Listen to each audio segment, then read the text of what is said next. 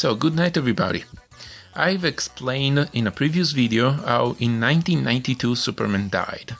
What I didn't tell in this video is what happened next, what happened after his death. And the point is that the death of Superman left a huge void in the world hearts.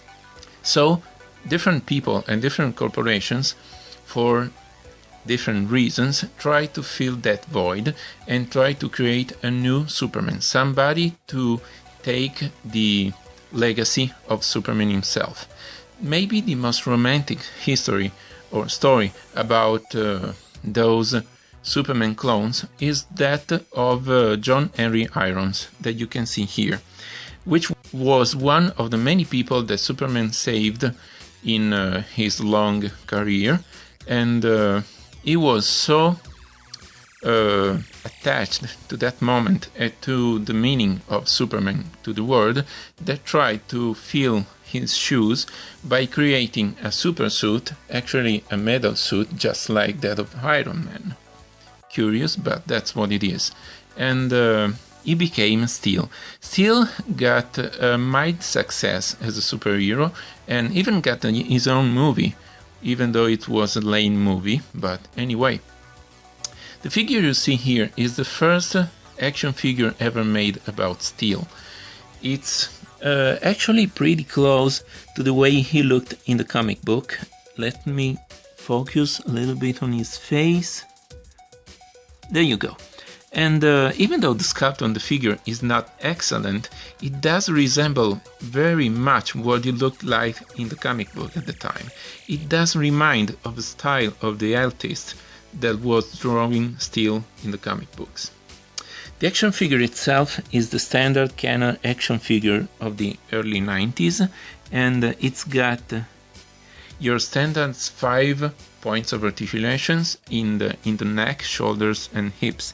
He even got more because you can move his right elbow, as you can see.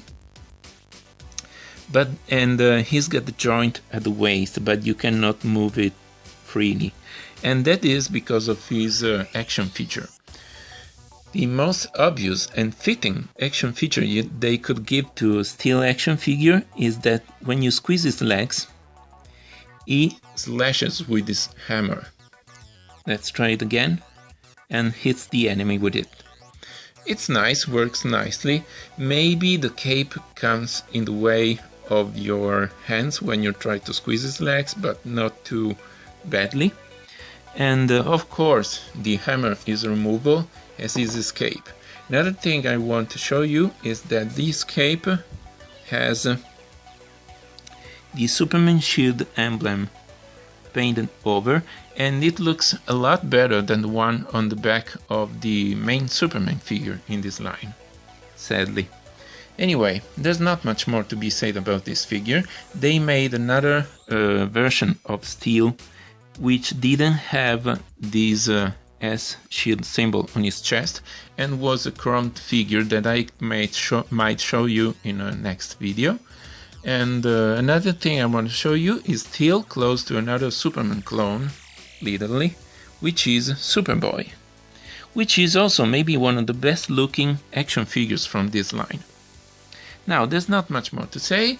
That's the end of the video. If you liked it, hit the like button. If you have requests or if you want to say anything about those toys, just leave anything you want in the comment section. And if you want to see more, just subscribe, and good night.